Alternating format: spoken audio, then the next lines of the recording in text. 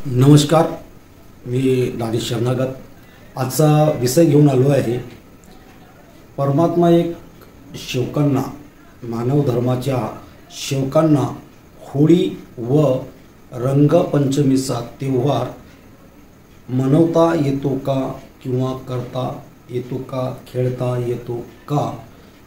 तर ज्या कुणींनी आतापर्यंत माझ्या चॅनलला सबस्क्राईब केलं नसेल त्यांनी माझ्या चॅनलला अवश्य सबस्क्राईब करावं।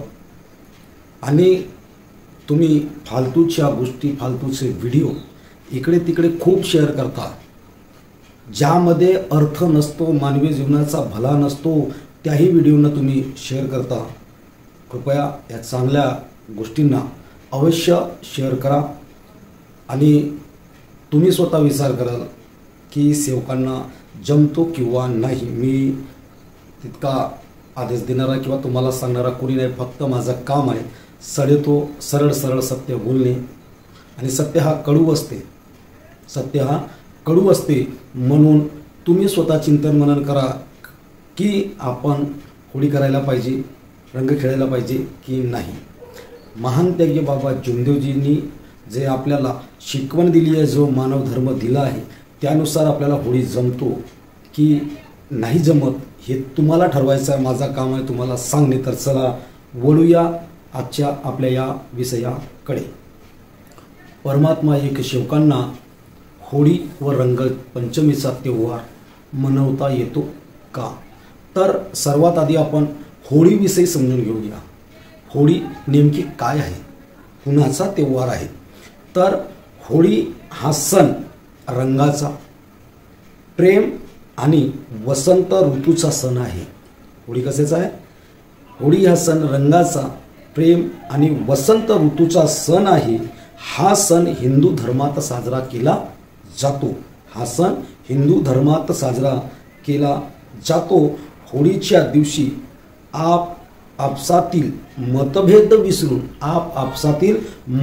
विसरून एकत्र येऊन रंगाचा हा सण साजरा केला जातो। मी काय बोललो? हिंदू धर्माचा सण रंगाचा, प्रेमाचा आणि वसंत ऋतूचा, आणि आपापसात रंग लावला जातो। पण तुम्ही विचार करा, एकदा विचार करा की होळीच्या त्योहाराला, या ठिकाणी हिंदू धर्माचा त्योहार आहे हा, आणि हिंदू धर्माचे पोरं किंवा लोक या सणाला कसा साजरा करतात। तर जुन्या लोकांनी सांगितलं आहे, नंगे का फाग और इज्जतदार की दिवाळी। जुन्या लोकांनी सांगितलं, मी नाही सांगत आहे। जे आजे पंते असतील तुमचे त्यांना विचाराल, ते सांगतील तुम्हाला। ते काय म्हणतील? नंगे का फाग और इज्जतदार की दिवाळी। म्हणजे आपणच आपल्या हिंदू धर्माच्या त्योहाराला, या प्रेमाच्या त्योहाराला, या रंगाच्या त्योहाराला, वसंत ऋतूच्या त्योहाराला काय करून ठेवलं आहे? आपल्या आजोपंतांनी जे सांगितलं तेच, आणि आपण रात्रीच्या वेळेस खेळतो आणि अबाबा बाबा बाबा बाबा जर फो अबाबा बाबा, काय करतो आपण? आपल्या धर्माचा काय वाटोळा करून ठेवला। चला ठीक आहे, हा हिंदू धर्माचा त्योहार आहे। आता ही होळी याविषयी आपण विशेष माहिती घेऊ की होळी का म्हणून मनवतात, होळी का म्हणून मनवतात। तर होळी हा सण फाल्गुन महिन्यात येणारा, होळीविषयी आपण माहिती घेऊ। होळी हा सण फाल्गुन महिन्यात येणाऱ्या पौर्णिमेला साजरा केला जातो। होळी ही पौर्णिमेला साजरी केली जाते। या पौर्णिमेला हुताशनी पौर्णिमा असंही म्हणतात। ही जी होळीची पौर्णिमा आहे हिला हुताशनी पौर्णिमा असे म्हणतात। होळीच्या पूर्वसंध्येला होलिकेच्या दहनाचे, होळीच्या पूर्वसंध्येला होलिकेच्या दहनाचे प्रतीक म्हणून शेकोटी पेटवली जाते, होळीला आग लावली जाते। लोक आगीभोवती जमतात, गातात, नाचतात आणि त्यापासून दुष्ट आत्म्यांना दूर ठेवण्यासाठी विधी करतात। जे दुष्ट आत्मा आहे त्यांना दूर ठेवण्यासाठी विधी करतात। होळी हा सण वाईटावर चांगल्याच्या विजयाचे प्रतीक मानले जाते। चांगल्यावर विजय म्हणजे वाईटावर चांगल्याचा विजयाचे प्रतीक मानले जाते। होळी हा सण राधा कृष्ण होळी हा सण राधा आणि कृष्ण या देवांचे शाश्वत आणि दैवी प्रेम म्हणून साजरे केले जाते.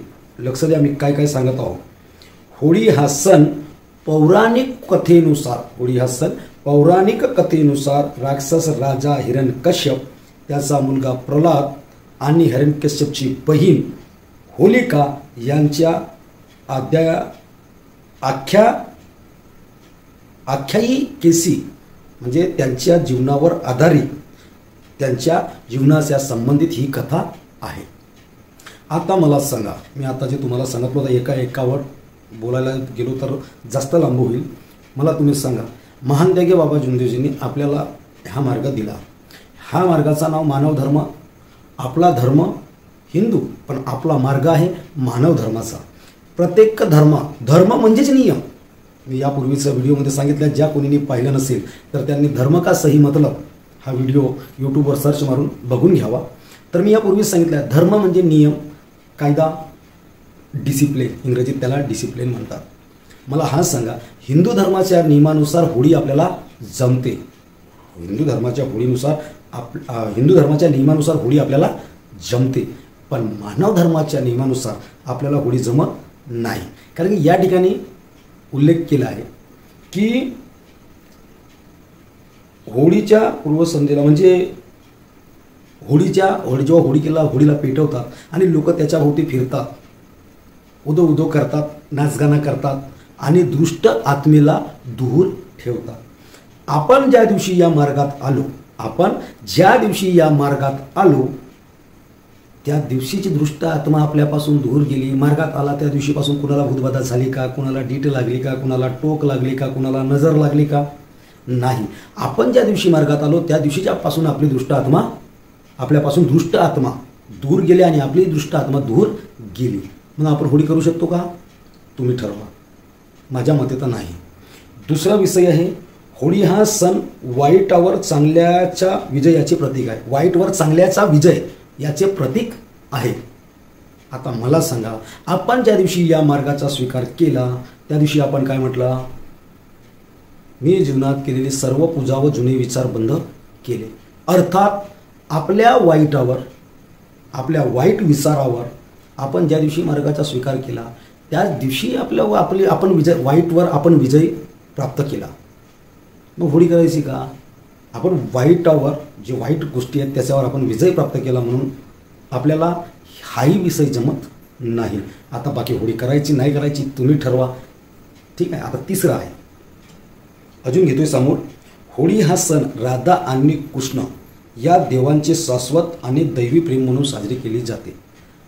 राधा आणि कृष्णाचा प्रेम म्हणून होळी साजरी केली जाते. रंगपंचमी राधा आणि कृष्णाचा प्रेम म्हणून साजरी केली जाते. आपण ज्या दिवशी मार्गाचा स्वीकार केला त्या दिवशी आपण 33 कोटी देवी देवतेचे विसर्जन केलो.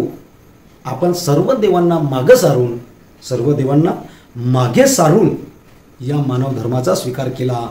मानव धर्माच्या नियमाचा स्वीकार केला. मग आता राधाकृष्णाचा प्रेम म्हणून आपल्याला साजरा करता येईल का? हा तुम्ही विचार करा. माझ्या मते तर जमत नाही.